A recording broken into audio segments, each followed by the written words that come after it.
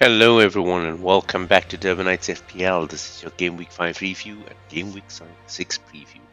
So let's see what's happening on the table as usual. Another week at the top, bigger lead this time, 20 points.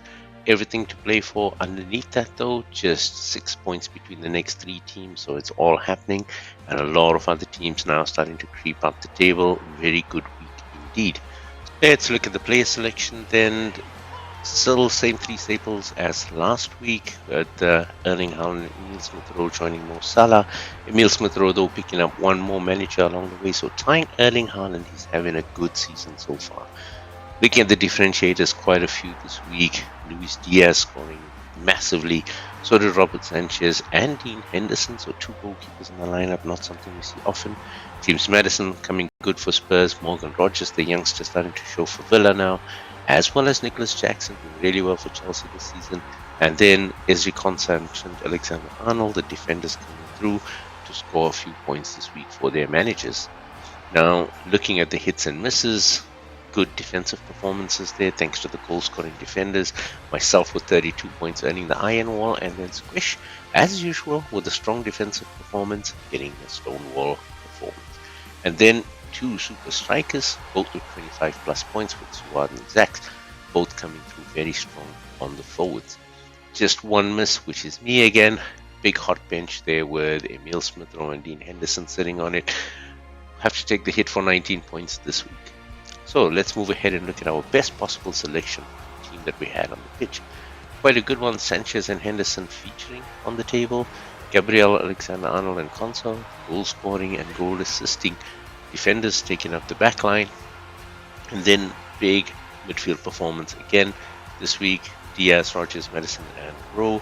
Mbeumo not able to make the bench due to the restriction on the formations, so he's happy to sit on the bench. And then Haaland, Wood and Jackson, the youngster, picking up the captain's armband for this particular team, gives us total points of 132 for this week, with the total points of 160 if we played the bench boost at a very affordable cost of 99. Now, looking at the fixture ratings for the week coming up ahead, let's look at Arsenal. Have a bit of a break after a tough run of games where they have Leicester, Southampton and Bournemouth. You better expect after that draw they're going to look at 3 wins on the trot to keep the pressure on Manchester City, and then 3 very tough games coming up after that. But for those that are holding definitely Arsenal defenders, now is the time to play them. Probably look at also Kai Havertz coming back and scoring some goals during this run, even though they have some midfield issues. Same with Chelsea, a couple of games left where they could get good wins before they run into a run of 4, where you're going to have some serious concerns on whether Cole Palmer is going to come flying out against Liverpool, Newcastle, Manchester United and Arsenal. Very, very tough fixtures. Everton have not been having the greatest of season, letting a lot of leads slip as well. But again, they have 5 out of 6 winnable fixtures coming up. Even if they're not keeping clean sheets, they're probably going to be scoring goals. You want to look at Dwight McNeil, you want to look at Calvert-Lewin, and you also want to look at possibly Jared Brantwaite coming back. So again, adding that goal scoring, goal assist threat to the Everton backline. Now, looking at Notts Forest, still a few good runs ahead of them. Chris Wood is scoring. They're also able to get some good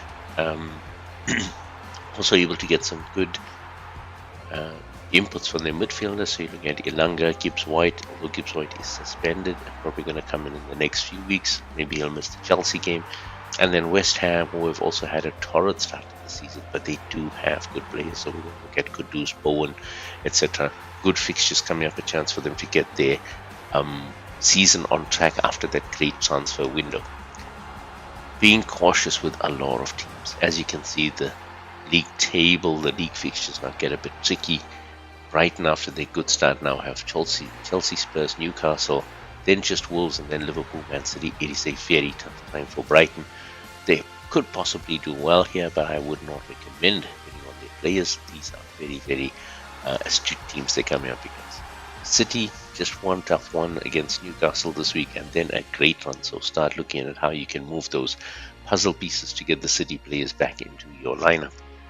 Newcastle themselves, after a defeat against Wolves, come up against City this week, then Everton, then Chelsea and Arsenal in the next couple of weeks. So again, this team doesn't look to be settled this year. So except for Isak, who seems to be the regular, a lot of other changes. So be wary of them. Wolves, tough couple of weeks coming up with Liverpool and Man City, and also not in the best of form, so wouldn't recommend anyone from there. And then you've got Crystal Palace as well, similar situation. Fulham, who've had a good run so far, still have some good fixtures there, including Everton and Crystal Palace. Based on their form, they could get some results there, but in that you've also got City and Villa, so not highly recommended. And then, of course, Manchester United have a very tough run and not the best of form currently. Spurs coming up this weekend, then Aston Villa, that's tough. Chelsea's going to be tough, and then a few fixtures that seem to be winnable on paper. That being said, they didn't win against Crystal Palace last week, so leave it to you to decide on that. Looking at the players in the back line, Ray has come up with a knock, so he could be doubtful, so you might want to look at Neto from Arsenal.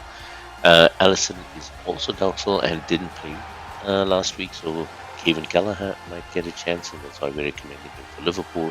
Bazunu and Stolacic are still out. And then, of course, Sanchez with Chelsea still got a couple of games left. Did really well last week, so I expect him to get some points again. On the defender side, Reece James is still out for Chelsea. Branthwaite is doubtful, but a 75% chance to play, which means Everton might chance him in the next game. Botman, Ake, Zinchenko all out for their respective teams. Mings and Cash for Villa, both of them doubtful but highly doubtful, and Shaw out for Manchester United. But there's still many choices for defenders. Ezri Konsa and Lucas Digne from Villa. So Konsa's doing really well.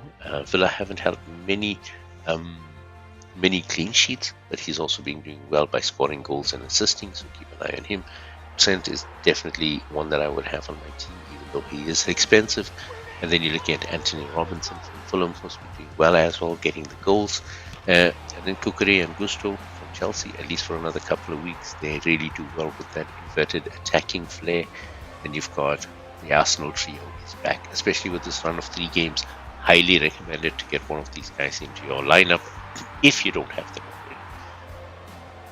Looking at midfield, of course, big ones out here. Odegaard out for Arsenal as well as Merino. Bailey for Aston Villa is doubtful. Then you've got March De Silva, Gibbs White who's suspended, Bob and Rodri from Man City, and then De Bruyne is still doubtful for City as well. And that leaves the picks of Palmer from Chelsea. Secondary, João Felix and Madueke, both of them have not really shown since that couple of starts. But again, good choices. João Felix not getting a lot of minutes. Emil Smith-Rowe's got to be there. He's had good form so far. And then from Liverpool, Salah and Diaz. Definitely danger men. Same with Rodgers and Onana from Aston Villa with a run of games coming up. These are ones that you want to look at. Didi from Leicester, because Leicester does have a good run coming up. Saka back from Arsenal, as well as Thomas Partey.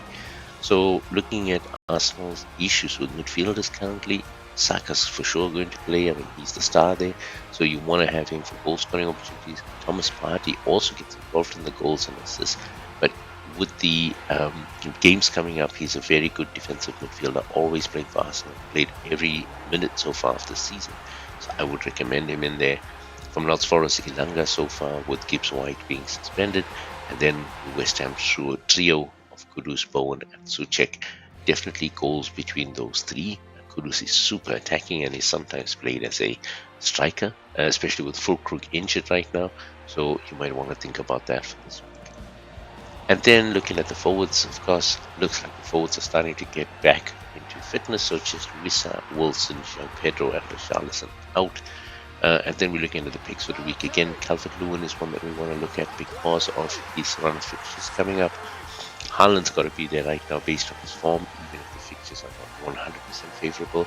But don't forget, one more tough game against Newcastle this week, and then a good run of 5. And then you're looking at Nicholas Jackson, the youngster on form.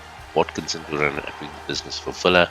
Duran not getting a lot of minutes, but scoring goals all the way, and Watkins seems to be coming into form now. Chris Wood for Forest as well. Forest have a good run of games, so a chance that he can start nodding them in with Awoniyi on the bench. And then recommending Kai Havertz just for the next 3 games. Arsenal is going to be pushing hard. I expect him to be coming up with the goods. So that's it for this week. Hope you guys are making your selections. Don't forget to drop a like, a comment, and follow this channel so that you're getting the updates as they come through. And good luck for the week ahead. Until the next time.